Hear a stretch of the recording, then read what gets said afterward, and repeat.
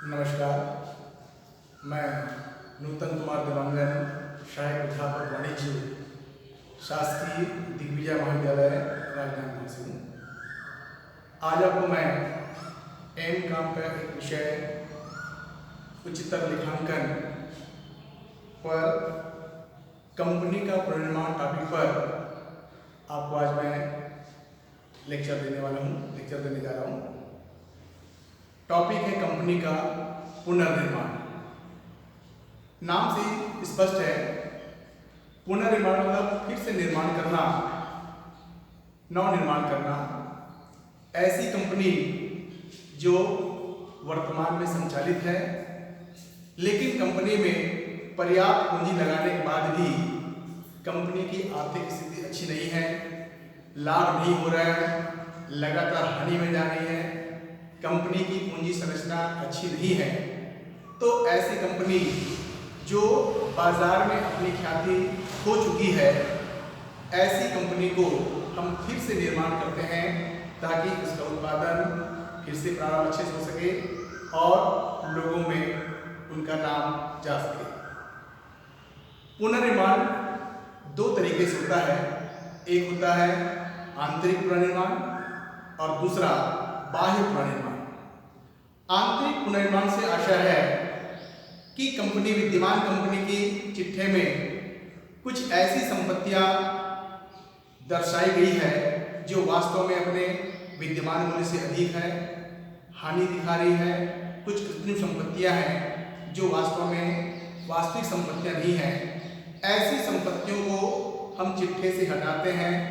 और इनको हटाने के लिए कंपनी अपनी पूंजी संरचना में थोड़ी बदलाव करती है, अंशों के मूल्य में कमी करती है, कुछ दायित्वों में कमी करती है और इस प्रकार दायित्वों को कम करते हुए और संपत्तियों को अपलिखित करते हुए हम फिर से कंपनी को नए ढंग से निर्माण करते हैं। दूसरा होता है बाह्य पुनर्निर्माण, जिसमें हम ये देखते हैं कि कंपनी बाजार में अपनी ख्याति इस प्रकार से खो चुकी है कि अब उस नाम से कंपनी को लगातार जारी रखना संभव नहीं है, तो हम ऐसी कंपनी को समाप्त करने के लिए, बंद करने के लिए हम एक नए नाम से दूसरी कंपनी स्थापित करते हैं और जो नई कंपनी है वो पुरानी कंपनी की संपत्तियों और दायित्वों को ले लेती है और उस पुरानी कंपनी को फिर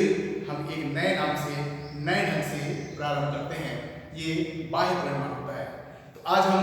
पहले आंतरिक पुनर्निर्माण क्या है, इसकी क्या प्रक्रिया है और इसके लिए क्या क्या करने पड़ते हैं, हम इसके बारे में विधिवत समझते हैं। जैसे कि यहाँ पे मैंने लिखा है कि पुनर्निर्माण दो प्रकार का होता है, आंतरिक पुनर्निर्माण, बाह्य पुनर्निर्माण। आंतरिक पुनर्निर्माण के अंतर्गत इसकी जो प्रक्रिया है वो तीन चरणों में जाता है। सबसे पहले हमको पंजी प्रविष्टि करना होता है, दूसरा फिर पूंजी कमी खाते का निर्माण करना होता है और उसके पश्चात अंत में हमको फिर से पुरानी कंपनी के चिट्ठे को बदलते हुए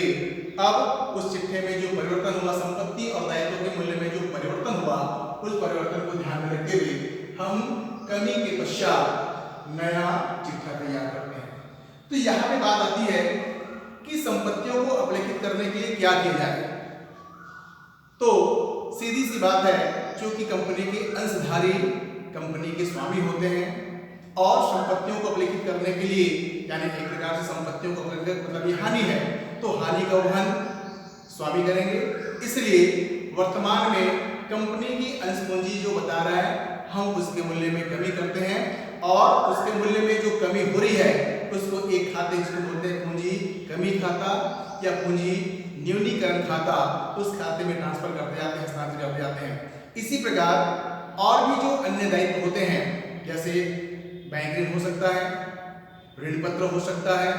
लेनदार हो सकता है, उसके मूल्य में भी कुछ कमी कर दिया जाए और जो भी राशि जो कम हो रही है उसको भी हम पूंजी कमी खाते में हस्तांतरण कर दें। तीसरा फिर यदि हो सकता है कि कंपनी ने अपने अंशों को प्रीमियम पर जारी किया हो या कंपनी को पूर्व के वर्षों में कुछ लाभ कमाया हो और लाभ की राशि को हमने संचय में हस्तांतरित किया हो या ऋण पत्र पर ब्याज के रूप में जो देय राशि हो उनको भी समाप्त करने के लिए हम उसको उन सभी राशियों को पूंजी कमी खाते में हस्तांतरित कर देते हैं। कई बार हमको ये भी देखने में आता है कि हो सकता है कि कोई संपत्ति अपने वर्तमान मूल्य में जितनी होनी चाहिए वो उससे कम दिखा रहा है, तो उस संपत्ति के मूल्य में अगर वृद्धि हो रहा है तो उस वृद्धि की राशि को भी हम पूंजी कमी खाते में हस्तांतरित करते हैं। और इस प्रकार पूंजी कमी खाते में जितनी राशि आई उसके बराबर हम विविध संपत्तियों को अपलिखित करते हैं। संपत्तियों को अपलिखित करने में सबसे पहला हानि की राशि, लाभ हानि खाते का डेबिट शेष, जो चिट्ठे में हानि के रूप में या चिट्ठे में या तो संपत्ति पक्ष में दिखाया होता है या नए प्रारूप के अनुसार अंशधारी कोष में लाभ हानि खाता का डेबिट बैलेंस ब्रैकेट में लिखा होता है, यानी हानि के रूप में सबसे पहले हम उसको अपलिखित करते हैं। इनके अलावा कृत्रिम संपत्तियां जैसे कि प्रारंभिक व्यय, विकास व्यय या अन्य संपत्तियां हैं उनको हम अपलिखित करते हैं। फिर इसके बाद अमूर्त संपत्तियां जैसे ख्याति, पेटेंट, कॉपीराइट, उनको भी उनके मूल्य में उनको अपलिखित करते हैं। और उसके पश्चात भी जो कंपनी की वास्तविक संपत्तियां हैं जैसे भूमि, भवन, फर्नीचर, मशीन, उपकरण, मोटर गाड़ियां, उनको मूल्य को अपलिखित करते हुए हम पूंजी कमी खाते को समाप्त करते हैं। और अंत में यदि संपत्तियों को अपलिखित करने के पश्चात भी पूंजी कमी खाते में अगर शेष बच गया तो उस राशि को पूंजी संचय खाते में हस्तांतरित कर दिया जाता है। तो इस पूरी प्रक्रिया के लिए हमको पंजी प्रविष्टि करना होता है। यहाँ पे मैंने 8 पंजी प्रविष्टि लिखा है, जिसमें सबसे पहले अंश पूंजी के मूल्य में कमी करने पर, जैसे अगर माने कि कंपनी में 100 रुपए वाले अंश जारी किए हुए हैं, कंपनी इन अंशों में 40 रुपए की कमी करने जा रही है। मतलब ये मान के चलिए कि पहले जिन अंशों का मूल्य 100 रुपए का था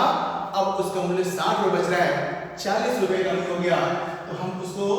प्रविष्टि के रूप में इस प्रकार लिखेंगे, पुराना अंश पूंजी खाता विकलन 100 रुपए के समता अंश पूंजी था, अब उसको बदलकर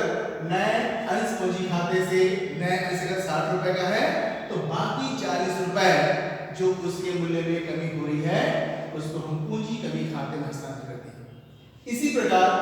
अन्य दायित्वों के मूल्य में कमी करने पर, जैसे बैंक ऋण हो सकता है, ऋण पत्र हो सकता है,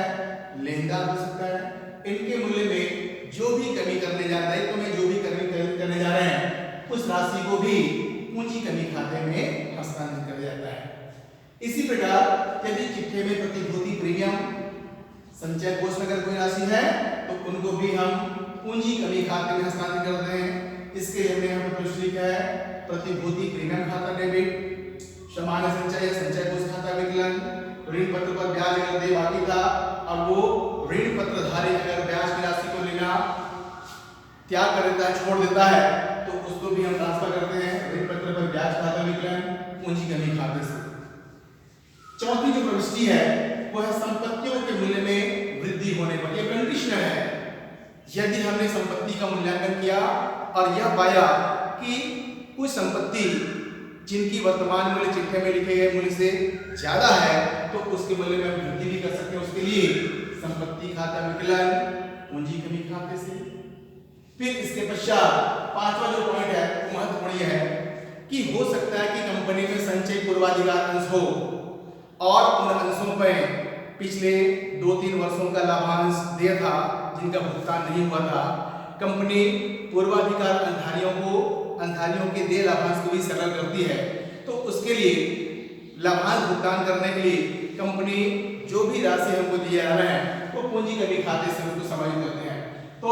जैसे मान रहा है कि अगर हमको लाभांश के रूप में 50,000 रुपए देना है तो उसके लिए पूंजी कमी खाता विकलन पूर्वाधिकार अंशधारी खाते से 50,000 रुपए की राशि को लाभांश के रूप में जो देना है। नेक्स्ट उसके बाद भी